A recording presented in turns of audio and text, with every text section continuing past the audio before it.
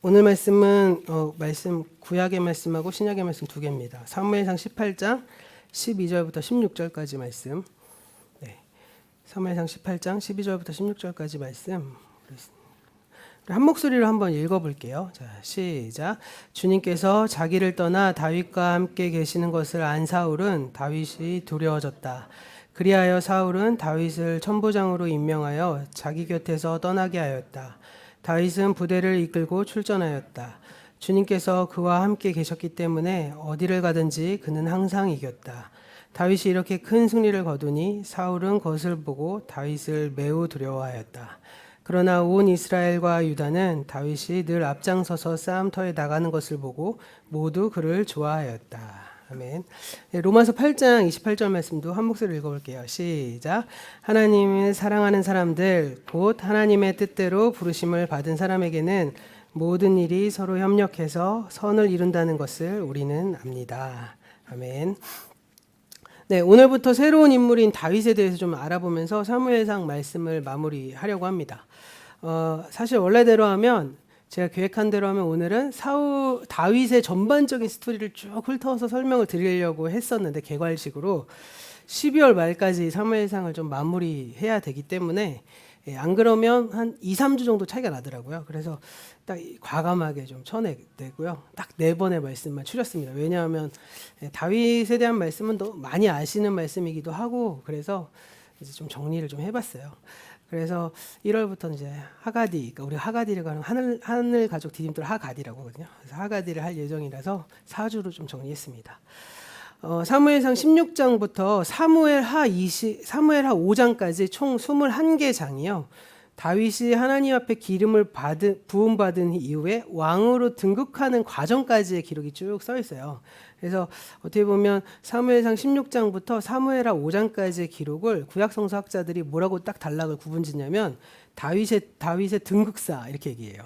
그러니까, 다윗의 이야기는 어떻게 보면 많이 알고 계시잖아요. 그렇기 때문에 많이 알고 있으면서도 동시에 또 어떻게 보면 이 다윗의 스토리에 대한 그런 어떤 이미지를 우리가 너무 어렸을 때부터 성경을 보다 보니까 이 다윗의 스토리를 이렇게 제대로 정리해서 이렇게 이해하시는 분들이 또 별로 없어요. 왜냐하면 이게 주일학교의 폐해거든요. 그래서 저희 신학교에 가면 가장 먼저 하는 게 뭐냐면 썬데이 스쿨의 신학을 이렇게 파괴해야 된다, 막 이런 얘기를 해요. 왜냐하면 어린 시절부터 다윗을 하면 막 용맹하고, 뭐 다윗의 뭐 아주 하나님 앞에 의롭고, 막 이런 뭐 하나님과 합력해서 막 뭐 이렇게 어떤 이미지들이 있잖아요. 어린 시절부터 교회 다니면 생기는 이미지, 그거 굉장히 필요하거든요. 근데 그렇게 쌓여온 이미지가 사실 말씀을 보는데 말씀을 제대로 보지 못하게 만드는 면도 있어요. 그렇기 때문에 우리가 다윗의 스토리를 많이 아는데 사실 성경 이야기를 많이 알면 아실수록 좀 죄송스러운 말씀이지만 성경이 말하고자 하는 내용하고는 조금 거리가 멀게 이해하시는 경향들이 많아요. 다윗이 대부분 그렇거든요. 그래서 그런 점에서 어떻게 보면 다윗은 우리가 어떻게 보면 굉장히 막 잘났고 훈남이고 막 하다가 왕이 되고 막 이런 사람으로 보고 있고 굉장히 하나님 앞에 착하고 순전하고 이런 사람으로 알고 있겠지만 성경을 가만히 보시면 다윗은 아주 고도의 정치적 책략가이기도 하고요. 그리고 다른 의미로 봤을 때는 엄청난 고난의 길을 겪으면서 왕이 된 사람이기도 해요. 우리가 너무 짧게 읽어서 모르겠지만 이 다윗의 왕이 되는 과정이 보통 사울 왕한테 쫓겨나서 막 해외로도 변방으로도 다니고 막 지방으로도 숨고 막 이러잖아요. 그 기간을 보통 어느 정도로 생각하세요? 보통 다윗이 그렇게 돌아다닌 기간을 뭐 길어봤자 한 3, 4년 이렇게 생각하시는 분들 꽤 많으시거든요. 근데 사실 10년 정도 된다고 그래요. 한 젊은 청춘의 시기를 엄청나게 고생을 하다가 겨우 왕이 된 사람이 다윗입니다. 그런 점에서 사무엘상 16장부터 거의 사무엘하 5장까지는 계속 다윗이 피난당하고 숨고 막 고난당하고 막 이런 일들이 계속 일어납니다. 그래서 이 다윗이 왕이 되는 기간 동안 전임자 사울왕의 엄청난 핍박을 견디고 도망다니면서 아주 일궈낸 그 과정과 결과이기 때문에 엄청나게 감격스러운 스토리이기도 하죠. 그래서 다윗의 등극사의 대부분은 엄청난 고난의 길을 보여줍니다. 그런데 놀랍게도요, 참 놀랍게도 우리가 이 말씀을 쭉 읽으면 어디로 감정이입이 주로 되시는지 아세요? 사울의 감정이입이 보통 되세요. 왜 그러는지 아시는 분? 왜 그럴까요? 왜 사울에게 감정이입이 되실까요, 보통? 그 이유는 다른 게 아니고요. 다윗은 고난을 받으면서 점점 주변에 다윗을 사랑하고 그와 함께한 사람이 늘어가는 반면에 사울은 막 핍박을 하잖아요. 근데 점점 외로워져요. 그러다 보니까 성경을 읽는 우리가 자연스럽게 점점 망해가고 있는 사울의 감정이입을 해서 읽을 수밖에 없습니다. 그런 관점에서 보자면 이게 다윗의 등극사는 다윗의 왕이 되기까지의 상승기를 보여준다면 반대로 사울왕의 입장에서는 점점 몰락해가는 과정을 보여주는 스토리이기도 하죠. 왜냐하면 이 사무엘상 9장부터 11장까지 13장부터 31장까지가 사울 왕에 대한 기록이에요. 그러니까 사울 왕에 대한 기록과 다윗에 대한 기록이 16장부터 31장까지 겹쳐지잖아요. 그러니까 사울의 이야기가 이제 두 사람의 이야기가 겹쳐서 나오면서 크로스오버 되면서 점점 한 사람은 상승 국면이 되고 한 사람은 하강 곡선을 쭉 그리는 그런 스토리가 됩니다. 그래서 극적으로 대조되고 있는 것이죠. 그러니까 저희도 모르게 우리가 감정이입을 다윗에게 하기보다는 사울에게 좀 감정이입을 하는 경향이 있습니다.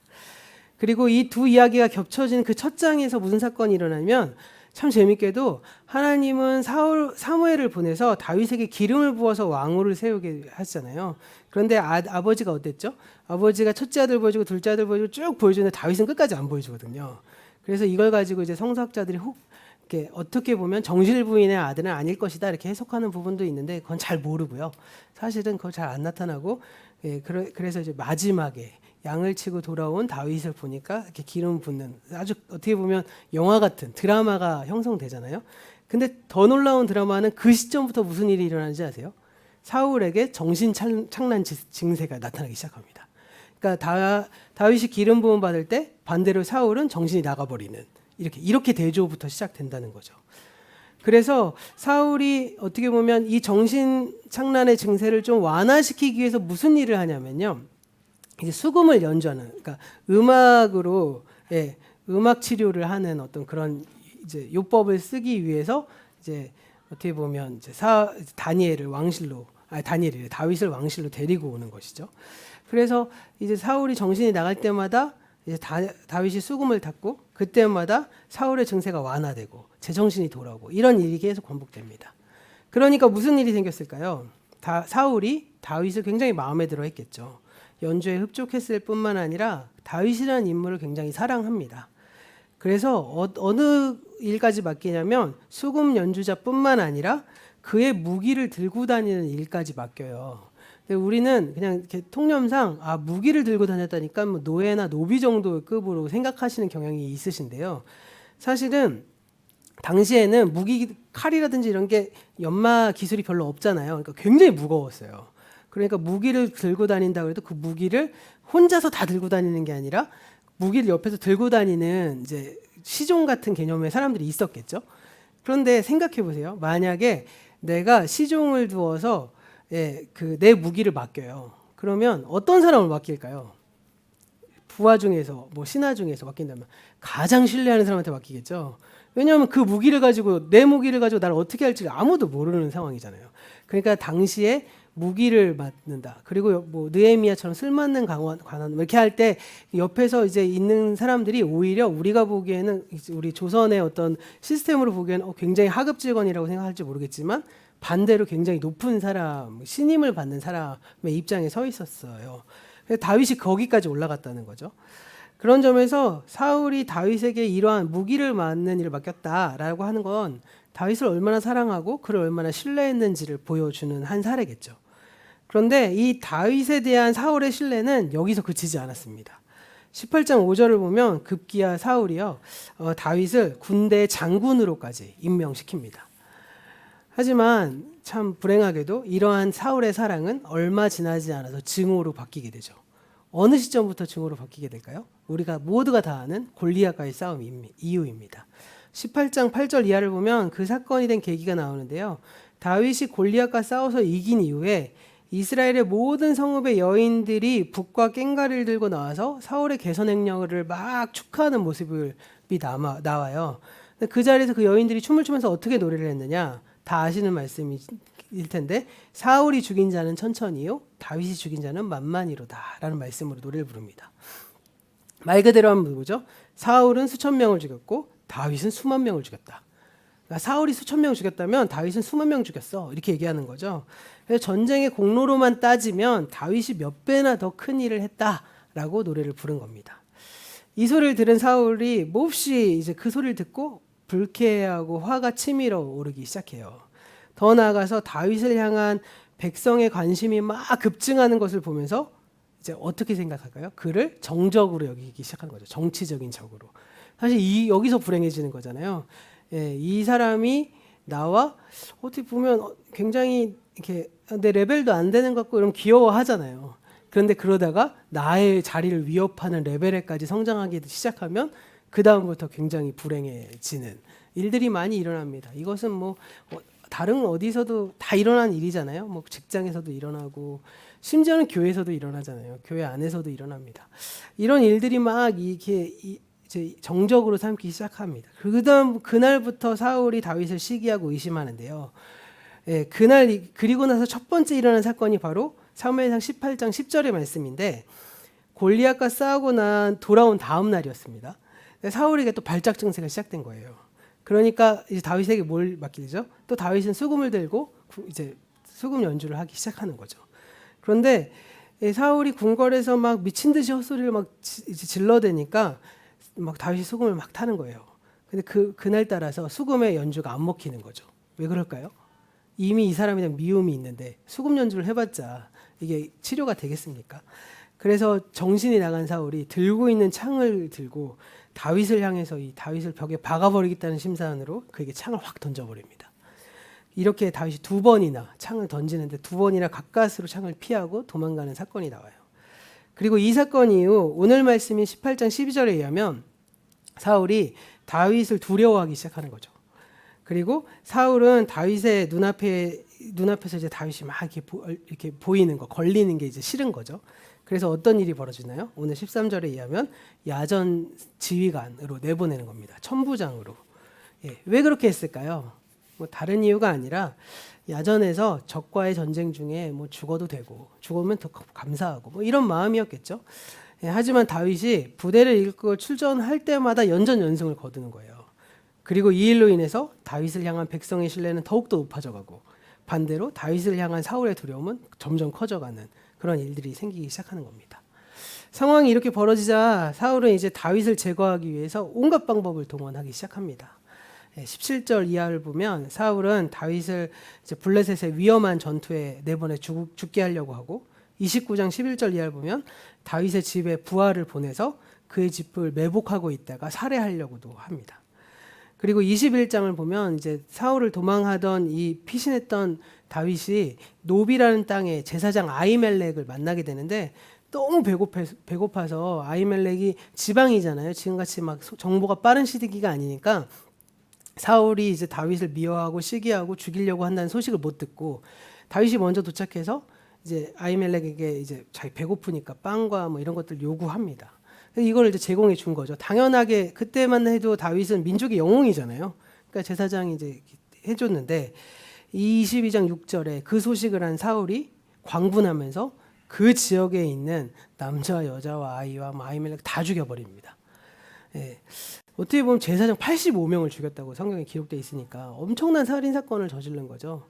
네, 우리가 지난 시간으로 되돌아보시면 우리 헤렘이라는 전쟁 기억하시죠? 헤렘 사상 해갖고 이 헤렘 사상에서 사울이 어땠죠? 헤렘 사상 하나님의 명령을 거부하잖아요. 그리고 좋은 것들을 자기가 취하는데 동족을 헤렘하는 이런 일들이 일어나는 거죠. 예, 이제 이런 상황이 막 펼쳐지면서 사울은 점점 하강곡선을 그리는 거죠. 백성의 신뢰도 떨어지고 사람들의 신뢰도 떨어지고 다윗은 계속 상승하는 어떤 일들을 이용합니다. 이 사건 이후에도 계속 사울은 왕실의 첩보망을 가동해서 다윗의 은신처를 찾아서 공격하려고 하고 다윗은 그 공격을 피해서 또 다른 곳으로 옮기고 이게 계속 이 사무엘상의 끝까지 계속 반복되는 말씀입니다.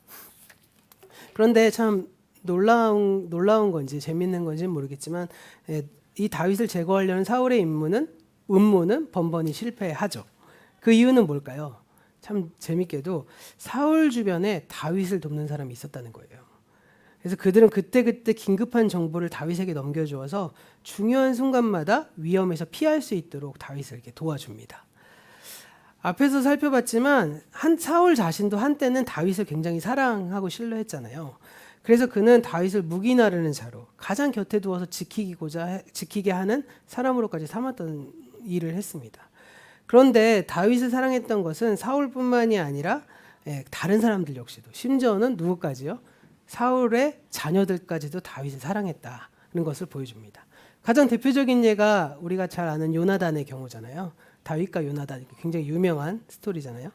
사울의 아들 요나단이 다윗을 보고 굉장히 마음에 두기 시작합니다. 18장 1절에 의하면 다윗이 골리앗을 무찌른 후에 요나단이 다윗에게 마음이 끌려서 마치 제 목숨을 아끼듯이 다윗을 아꼈다, 이렇게 성경에 나오거든요. 그런데 4절을 보면 어느 정도까지였냐면 자기가 입고 있던 겉옷을 벗어서 다윗에게 주고 칼과 허리띠까지 주어서 다윗에게 선물합니다. 이런 요나단의 모습을 사무엘하 1장 26절에서는 이 다윗을 향한 요나단의 사랑이 여인의 사랑보다 더한 것이었다라고 기록됩니다. 그도 그럴 것이 요나단이요, 여러 번의 위기에서 다윗을 구해주거든요. 사무엘상 19장을 보면 사울이 다윗을 죽이려는 음모를 처음 꾸밀 때 요나단이 그 사실을 다윗에게 알려줘서 피신하게 하고요. 그리고 심지어는 아버지를 설득해서 다윗을 죽이려는 생각을 거두게 해서 잠시 또 다윗이 왕실로 돌아오게 돼요. 그런 일의 중재까지 요나단이 했습니다. 그 후에도 요나단의 도움은 계속되거든요.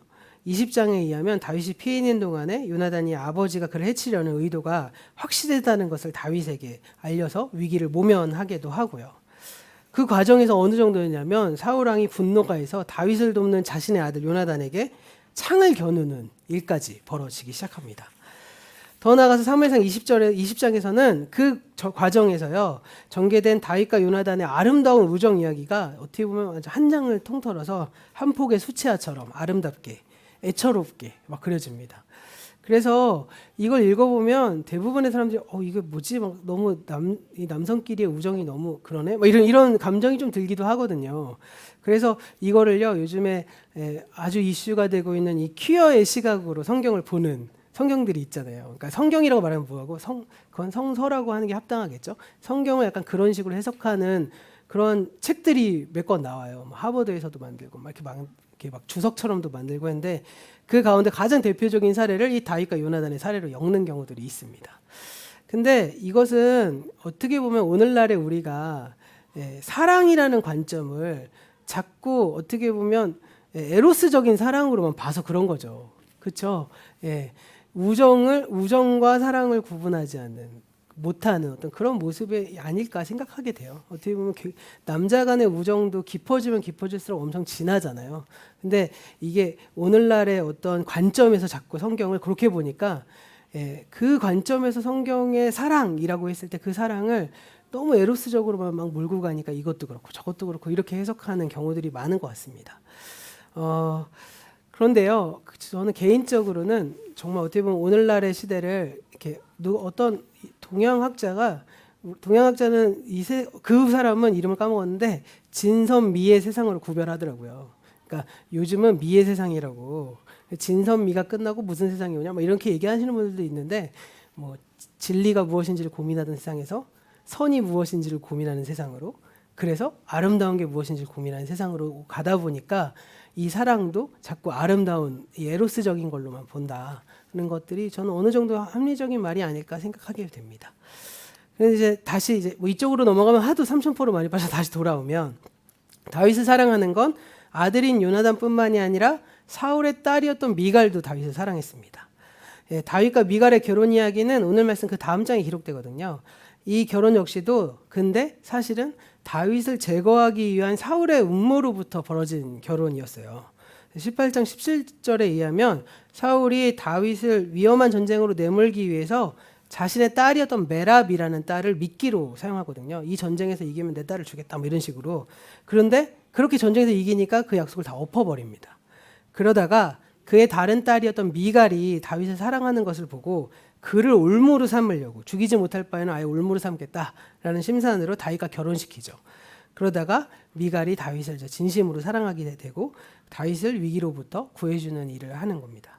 19장 9절 이하에서 그 이야기가 나오는데요. 사울이 다윗의 집으로 부하를 보내서 지키다가 이제 아마도 다윗이 아침에 왕실로 출근할 때 매복해서 죽이려고 했던 것 같아요. 그런데 이 딸이었던 미갈이 그걸 알고 이제 다윗에게 알려서 새벽에 밤중에 이제 피신하는 장면도 나옵니다.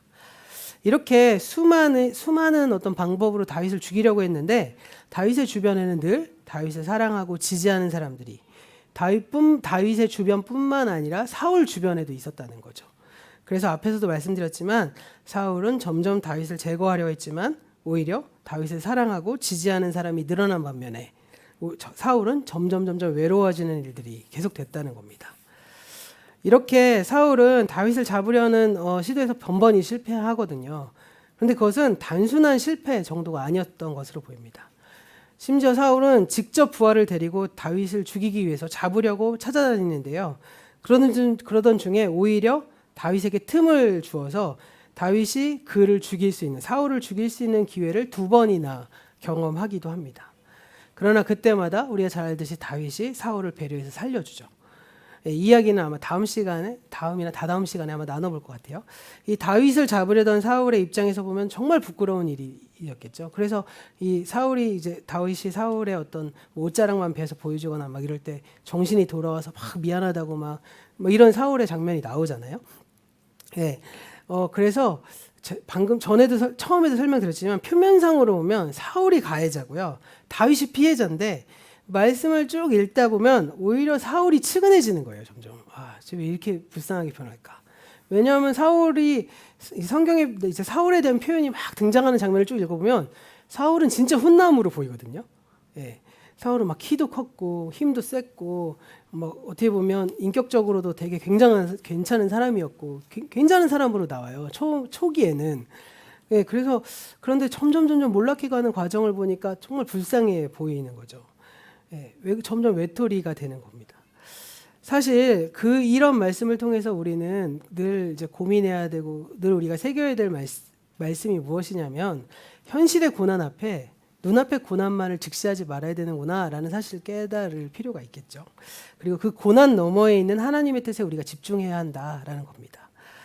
우리도 살다 보면 다윗처럼 박해를 당하는 처지에 종종 이제 이렇게 있게 되잖아요. 그런데 그 박해당하는 현실에 매몰돼서 박해만 바라보기 시작하고 그 문제만 좀 해결하려고 하면 계속 우리가 산 넘어 산의 경우를 많이 보게 됩니다. 그런데 눈을 들어서 현실 너머에 있는 더 큰 관점에서 바라보면 그러면 이제 하나님의 눈으로 바라보는 거죠. 그게 그럴 때 다시 고난을 해석할 수 있는 힘이 생기고요. 다른 시각, 하나님의 눈으로 전혀 다른 것들이 보여지기 시작하는 것 아니겠습니까? 그래서 사실 그리스도인의 최고의 강점은 저는 다른 게 아니라 해석의 힘에 있다고 생각해요. 현실을 바라볼 때 그리스도인과 비그리스도인이 가지고 있는 엄청난 차이 중에 그 그리스도인은 무엇일까요? 바로 현실을 해석하는 거죠.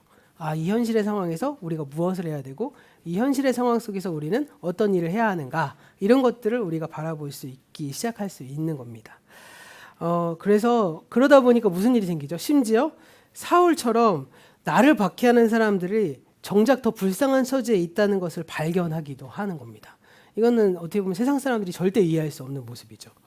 그 높은 지위, 그 높은 권력이 실상 그에게 전혀 위로와 기쁨이 되지 못하고 있다는 것을 발견하게 되는 거죠. 예를 들면 제일 대표적인 예로 쓰이는 게 그런 거죠. 재벌 회장들이 그런 예를 많이 들잖아요. 양재 보면 이게 용인의 양지 쭉 가다 보면 기독교 100주년 기념관 있는 거 아시죠? 순교자 기념관. 그거 되게 쭉 이렇게 교회 이렇게 해갖고 2층 가면 이렇게 순교자들 쭉 포스터가 이렇게 있는데 그거 누가 만들었는지 다 아시죠? 제가 몇 번 말씀드린 것 같은데 정주영 회장이 만들었어요. 자기 땅 기부하고 만들어서 그 밑에 땅을 다 기부를 해서 거기에 이제 온누리교회가 기부를 받아갖고 기념관 만들고 밑에 교회 세웠잖아요. 근데 참 재밌게도 정주영 회장은 그 기부를 교회만 한 게 아니라요. 사찰에도 하고 천주교회도 하고 다 했대요. 죽기 전에. 왜 다 했을까요? 내세가 불안하니까. 내 죽은 다음이 불안하니까 했겠죠. 그거는 모두가 모르겠지만 사회 대통합을 위해서 했다고 하면 할 말은 없지만 다 그렇게 기부를 했습니다. 또 제일 대표적인 예로 이동원 목사님이 자주 하는 예화 중에 하나인데 이동원 목사님이 한참 이제 현역에 계실 때 그 삼성의 이병철 회장이 이제 암 수술인가 뭘 하기 위해서 이동원 목사님을 불러서 기도해 달라고 그랬더니 이 목사님이 그랬대요. 회장님 진짜 궁금한 게 있다고. 뭐가 궁금하냐고. 한 가지만 물어보겠다고. 회장님 행복하십니까? 이렇게 물어봤대요. 그랬더니 그 이병철 회장이 뭐라 그랬냐면 나는 단 한 번도 행복해 본 적이 없습니다. 이렇게 얘기했대요. 예, 굉장히 많이 쓰이는 예입니다. 그 뭐죠? 그 많은 재산이, 그 많은 권력이 자신을 행복할 수 없다는 건 얼마나 불행할까요? 예, 저도 사실 개인적으로는 돈 좀 많았으면 좋겠거든요. 예, 돈 여유가 있어갖고 막 좀 저도 뭐 여유 있게 살고 막 남도 돕고 막 이러고 살고 싶은데 와, 그렇게 한 번도 행복해 본 적이 없다고? 막 이렇게 생각한다는 건 결국에는 권력이, 돈이, 명예가 나를 행복할 수 없구나라는 것을 우리가 알게 되는 거죠. 그럼에도 불구하고 어때요? 우리는 사실은 예전에 참 불행한 죽음인데 그 이병철 회장님의 아드님의 따님이 미국에서 갑자기 자살했잖아요. 예. 그러니까 그때 사실 대한민국 사회에서 어느 누구 하나 그분을 동정하는 사람이 없었어요. 제가 읽었던 댓글 중에 가장 충격적인 댓글은 뭐가 문제라, 뭐 복에 겨워서 뭐 이런 일들이 있었거든요. 그러니까 이게 세상 사람들의 논리로 보면 절대 이해할 수 없는 것이죠. 근데 하나님의 눈으로 이렇게 보다 보면 어떻게 되죠? 이런 것들이 이제 해석이 되는 거죠. 아, 그래. 행복할 수 없구나. 이런 것들을 우리가 이제 알기 시작하는 겁니다. 그게 이제 우리가 갖고 있는 기독교인들이 갖고 있는 해석의 힘인 거죠. 그래서 어떻게 그 사울의 입장으로 보면요. 사울의 불행은 어디로부터 왔을까요? 예, 왕의 자리에 앉음으로써 왔을 거예요.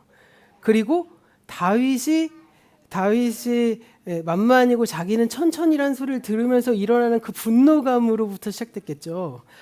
오히려 어떻게 해서든지 자신의 권력을 지켜내기 위한 강박, 그걸로 인해서 모든 것이 짐이 되고 올무가 돼서 정신병에 걸려버리는 일까지 벌어지게 된 것이죠. 결국에 이 사울의 모습처럼 된 것입니다. 차라리 사울이 왕이 아니었더라면, 차라리 많은 권력이 그에게 주어지지 않았더라면 그는 그것을 지키기 위해서 이렇게 광분하지 않아도 됐을 텐데, 그래서 그가 좋은 아버지가 됐을 거고, 이 정적을 죽이기 위해서 딸을 결혼시키는 그런 무자비한 일을 저지르지 않아도 됐었잖아요. 좋은 사람이 될 수 있었을 텐데, 처음에 왕이 됐을 때 자기를 반대하는 사람들을 품에 이렇게 어떻게 보면 토닥토닥 해주거든요, 사울 왕이. 그런 사람이 됐을 텐데, 그래서 그가 왕이 되어서 하나님의 뜻을 분별하고 그 뜻을 온 나라에 실현하는 일을 맡았을 때 그 일이 나에게 사명이 되고 그 일이 나에게 감사가 됐으면 오히려 좋았을 텐데, 그러지 못하고 무슨 일이 생겼을까요? 그런 일이 일어나지 않고 오히려 불행하게도 사울 왕은 결과적으로 하나님의 나라에, 하나님의 뜻을 온 나라에 실현하기보다는 반대로 무슨 일을 했을까요? 자신의 힘, 자신의 능력, 자신의 권위를 세우는 데 더 집중했다는 것이겠죠. 그래서 어떻게 보면 이러한 것들이 사울을 무너뜨리는 일들이 된 것입니다. 그가 왕이 되어서 하나님 뜻을 분별했으면 좋았을 텐데 자기가 그 권력을 누리려고 하니까 그가 가지고 있는 모든 것들이 위안이 되기보다는 극한 불안의 원인이 되기 시작한 것이죠.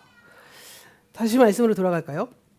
사울이 다윗을 제거를 했지만 그럴수록 오히려 문제가 더욱더 심각해집니다.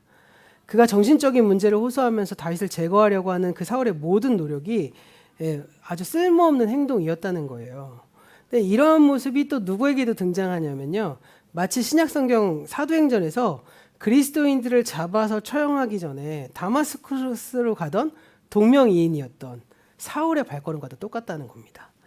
공교롭게도 사울은 바울의 회심하기 전 이름이잖아요. 사울 왕이나 사울이나 신약의 사울이나 구약의 사울이나 모두 다 하나님께서 그에게 원하시는 길이 있었거든요. 그런데 이것이 자기의 뜻대로, 하나님의 뜻이 아닌 자기의 뜻대로 자기가 옳은 대로 행동하다가 결국 늪에 빠진 것처럼 깊이 빠져 들어가게 되고, 하나님의 은혜대로 신약의 사울은 구출을 받은 것뿐인 것이죠.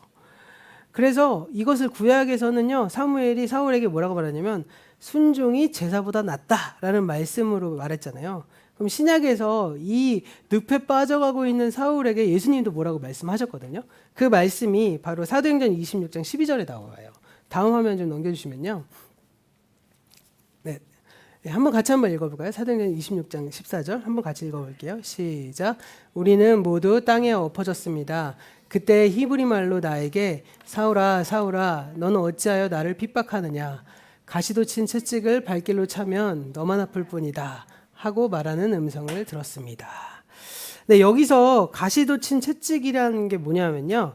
가축을 이제 앞으로 몰아야 되잖아요. 목동들이 몰 때 이 사용하는 끝이 뾰족한 막대기였대요. 우리가 채찍이 아니라 그런 뾰족한 막대기를 가지고 양들이 이렇게 자기 쪽으로 오면 몰고 가야 되니까 쿡쿡 찌른 거예요. 그러면 이제 양들이 이제 찔리니까 아프니까 이렇게 앞을 향해 가는 거죠. 그런데 그 양 중에서도 성깔 있는 양들이 있을 거 아니에요. 쿡쿡 찔러도 계속 덤비고 안 가려고 오려고 하는 양들이 있는 거죠. 그런데 개 중에서 더 성깔 있는 양들은 어떤 양일까요? 그냥 쿡쿡 찌르니까 뒷발로 그거를 팍팍 차는 양들이 있대요. 그럼 어떻게 될까요? 예? 차면 양이 목동이 아야 이러나요? 자기만 아픈 거잖아요. 예, 그러니까 예수님이 그 얘기를 하는 거예요. 네가 계속 나의 뜻대로 안 하고 네 뜻대로 해봤자 날 핍박하는 일이 그런 거죠. 그거는 가시도 친 채찍을 발로 차는 일일 뿐이야. 그러면 너 발만 아파. 예수님이 이렇게 말씀하신 겁니다. 예. 예수님은요 사울이 바로 이런 동물과 같은 행동을 하고 있다는 거예요. 근데 신약 성경의 사울만 그런 것이 아니라 앞선 구약의 사울도 가시도 친 채찍을 향해서 지금 뒷발걸음질을 하다가 결국에는 불행한 일을 겪게 된 것 아니겠습니까? 오늘의 구약의 말씀인 사무엘상 18장은 다윗을 향한 사울의 총애가 두려움에서 증오로 바뀌는 과정을 보여주고 있는데요.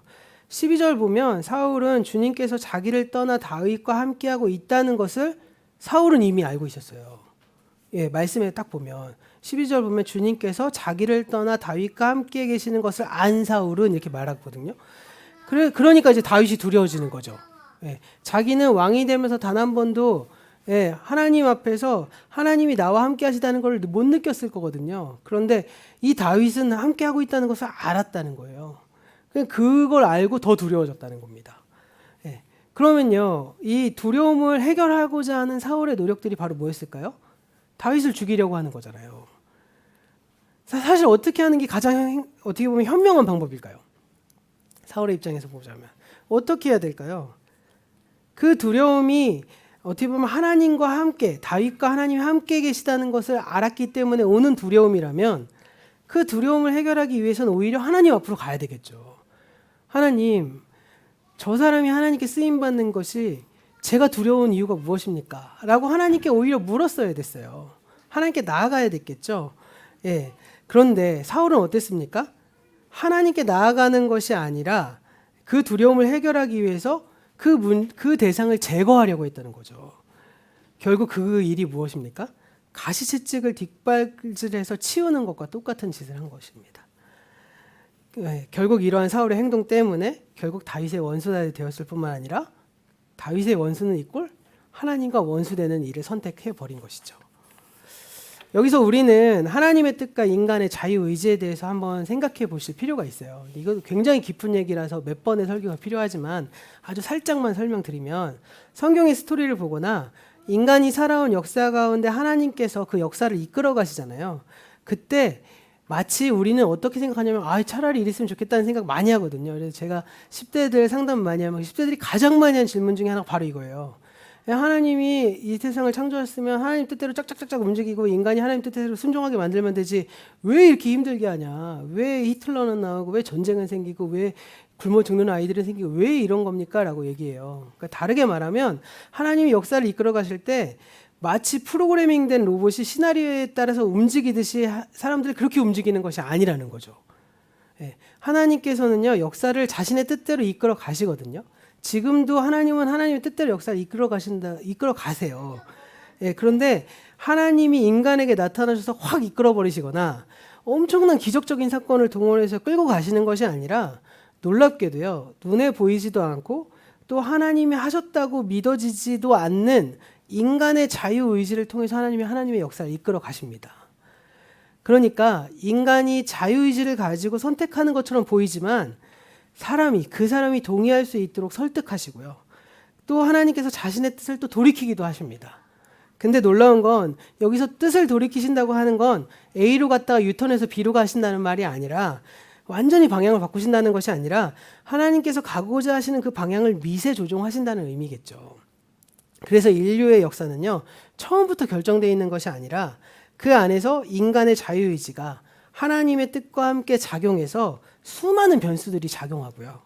그것으로 인해서 인류가 어떻게 보면 깔끔하게 설명할 수 없는 어떤 성격의 것으로 역사가 이루어지지 않고 막 수많은 모호함들이 존재하기도 하고 때로는 그로 인한 고난이 발생되기도 하는 것이죠. 그 안에서의 고난이 바로 그리스도인이 이 땅에서 겪는 고난 아니겠습니까? 그렇다면 우리는 이 눈에 보이지 않아서 어쩌면 하나님이 아닌 이 세대 질서가 이기고 있는 것처럼 보이는 이 상황을 우리가 어떻게 해석해야 될까요? 예전에 사울이었던 바울은요, 오늘의 신약 말씀인 로마서 8장 28절에서 이렇게 고백합니다. 그 다음 화면 넘겨주시면 8장 28절 우리 한 목소리로 한번 읽어볼게요. 자, 시작. 하나님을 사랑하는 사람들, 곧 하나님의 뜻대로 부르심을 받은 사람에게는 모든 일이 서로 협력해서 선을 이룬다는 것을 우리는 압니다. 네, 사도 바울은요, 하나님께서 이런 모든 것들을 협력해서 하나님의 큰 틀 안에서 선을 이루게 하신다라고 말합니다. 그리고 이렇게 협력해서 선을 이루는 과정 속에서 하나님은 때때로 인류의 역사에 아주 주권적으로 개입하시기도 하시죠.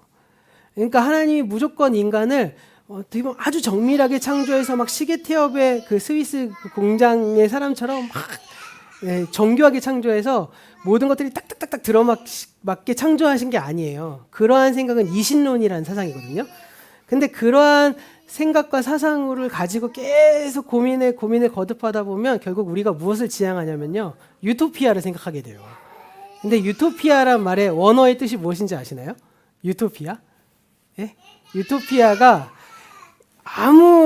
이 세상 어디에도 없는 세상이 유토피아예요. 그 말은 뭐죠? 유토피아란 말 지은 사람 자체가 그런 세상은 없어 라고 이미 알고 전제하고 까는 건데 우리는 유토피아를 지향합니다. 그게 바로 이신론적 세계관인데 하나님은 그렇지 않는다는 거예요. 네. 그러니까 어떻게 보면 하나님께서 하나님의 역사를 이루어 가시는데 인간을 사용하시지만 인간의 동의를 얻어서 가시고 때로는 가끔씩은 아주 놀랍게도 하나님의 주권적인 역사가 개입돼서 하나님의 뜻이 이루어지는 일들도 일어난다는 거죠. 그런데 결과적으로 보자면 모든 것이 다 협력해서 하나님의 뜻대로 움직여간다라는 것을 우리 예수 믿는 사람들, 그리스도인들은 사도 바울의 말처럼 알아야 된다는 겁니다. 이 역사가 이렇게 흘러가지만 결국엔 모든 것이 협력해서 하나님의 뜻대로 갈 것이다. 그 안에서 우리는 하나님의 뜻에 순종하고 살아가는 것이죠. 누가 이런 얘기를 하더라고요. 예수 믿는 사람은 이미 세상이 망할 거 이미 아는데 하나님 재림하신다, 예수님 재림하셔서 세상의 마지막 새하늘과 새 땅을 이루실 거를 믿는다고 하면 그럼 이 땅에서 삶이 뭐가 문제야? 그냥 예수님을 믿고 살면 되지. 이 땅에서 뭐 그렇게 열심히 살 이유가 뭐가 있어? 라고 생각하는 사람들이 꽤 많으시거든요. 근데 그거는 사실 하나님의 뜻을 잘 이해하지 못하시는 거예요. 그러한 생각대로 이 세상을 살다 보면 사실은 하나님께서 우리에게 주신 생명이 아무 의미가 없잖아요. 예수를 믿는 거 하나 말고 무슨 의미가 있습니까? 저는 제가 뭐 이렇게 많이 공부한 사람은 아니지만 지금까지의 어떤 신학적인 공부와 목회적인 여러 가지를 종합했을 때 전 분명히 확신하거든요.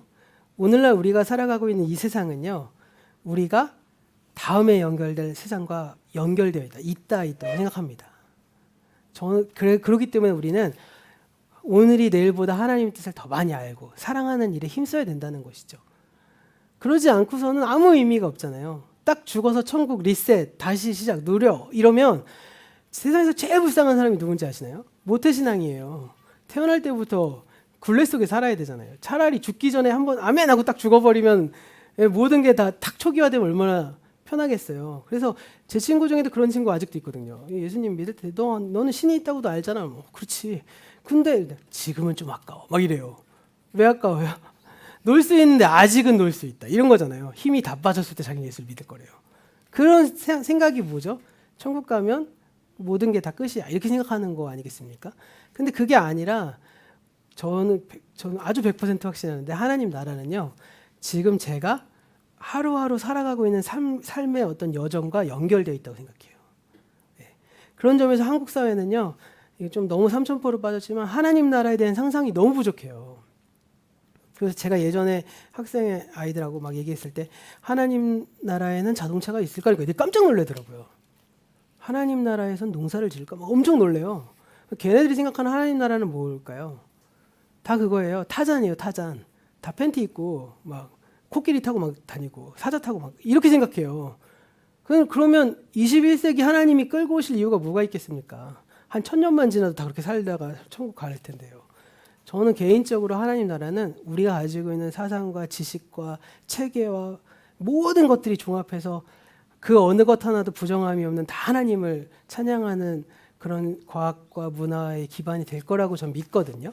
예, 그거는 각자의 믿음이니까 좀 예. 그런 것들에 대한 고민이 너무 부족해요. 그러니까 오늘의 삶을 별로 신경 안 쓰죠. 그러한 대표적인 사상을 가지고 있는 종교 기독교가 미국이 갖고 있는 기독교긴 하거든요. 미국이 갖고 있는 보수적인 기독교인들은 이 아마게돈이라는 것들 때문에 예, 그러다 보니까 오히려 미국의 기독교인들이 오히려 환경 보호에 별로 이렇게 심드렁해요. 왜냐하면 어차피 새하늘과 새 땅 올 건데 뭐 이렇게 생각하면서 더 환경 파괴하고 뭐 이런 일들 하거든요. 참 좋은 신앙을 갖고 있음에도 불구하고 그 좋은 신앙이 더 좋아질 수 있는 것들을 예, 버리는 건 너무 안타까운 일이라고 저는 생각합니다. 그런 점에서 사실은 이 모든 것이 합력해서 선을 이룬다는 그 믿음이 우리에게 있어야 된다는 겁니다. 오늘 말씀 정리하면서 제가 몇 번 사무엘상은 신명기의 역사가 기록했다고 말씀드렸거든요. 이 신명기의 역사서의 주요 초점은 뭐냐면 무엇 때문에 하나님의 백성이 망했는가예요. 그 초점으로 역사가 기록되거든요. 그래서 다윗의 잘못된 점, 솔로몬의 잘못된 점이 막 그냥 고지고대로 쭉쭉 나옵니다. 왜냐하면 왜 우리가 하나님 앞에 하나님의 뜻을 수행하지 못하고 망해버렸는가에 초점을 맞추고 있기 때문에 잘못된 것들도 다 나오는 거예요. 우리나라 그러니까 전 세계 역사에서 잘못된 일을 기록하는 건 별로 없잖아요. 야사나 이런 것들 보고 아는 거지. 근데 그것 중에 하나가 이제 이 초점이 그거라서 그렇습니다. 그래서 이 신명기의 역사가가 이 사울과 다윗의 이야기를 통해서 무엇을 얘기하고 싶을까?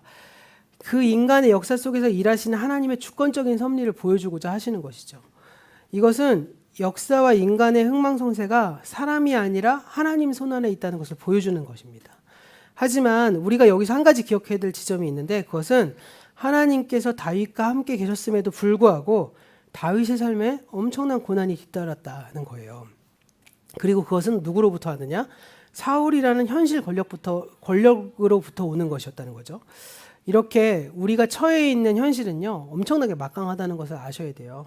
그래서 하나님의 택하심을 받은 자녀들도 고통을 당할 수 있다는 것이죠. 그래서 역사의 창조자고 섭리자인 그 하나님을 믿는 하나님의 자녀들도 이 땅에서 고난을 당할 수 있는 겁니다. 그런데요, 우리가 분명히 알아야 될 사실은 무엇이냐? 그 현실의 영향력이 영원하지 못하다는 거죠. 그리고 우리를 향한 하나님의 보살핌으로부터 영원히 떼놓지 못한다는 겁니다. 그래서 오늘의 신약 말씀인 로마서 8장의 그 끝부분을 보시면 사도 바울이 선언을 해요. 이 로마서 8장 말씀 되게 중요한 말씀인데 이 로마서 8장의 35절부터 39절 말씀 좀 길지만 제가 좀 읽어드릴게요. 한번 보시면 좋으실 것 같아요. 누가 우리를 그리스도의 사랑에서 끊을 수 있겠습니까? 환난입니까? 공고입니까? 박해입니까? 굶주림입니까? 헐벗음입니까? 위협입니까? 또는 칼입니까? 성경에 기록한 바 우리는 종일 주님을 위하여 죽임을 당합니다. 우리는 도살당한 양과 같이 여김을 받았습니다. 한 것과 같습니다. 그러나 우리는 이 모든 일에서 우리를 사랑하여 주신 그분을 힘입어 이기고도 남습니다. 나는 확신합니다. 죽음도 삶도 천사들도 권세자들도 현재일도 장래일도 능력도 높음도 깊음도 그 밖에 어떤 피조물도 우리를 우리 주 예수 그리스도 안에 있는 하나님의 사랑에서 끊을 수 없습니다. 바울의 이러한 선언과 같이 하나님께서 함께 하고자 하시면 누가 어떤 수단을 동원해서도 막을 수 없습니다.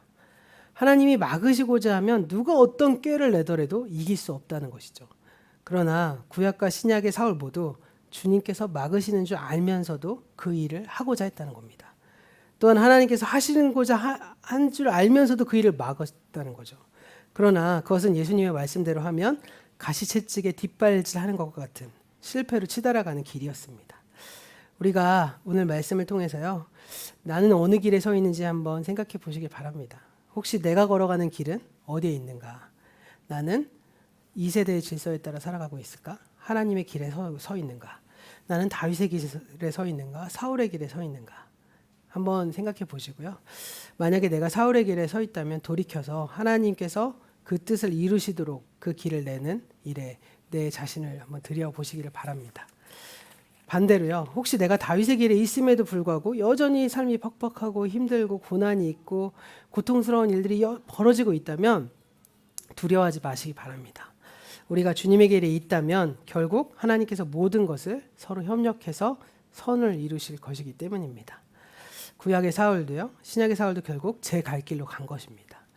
오늘 말씀에서 주님께서 다윗과 함께 하셨기 때문에 결국 그의 인생이 하나님의 인도하심으로 나아갔던 것처럼 자신을 사랑하는 자녀들을 끝까지 지키시는 하나님의 그 은혜를 누리고 깨닫고 점점 깊어지시기를 바랍니다.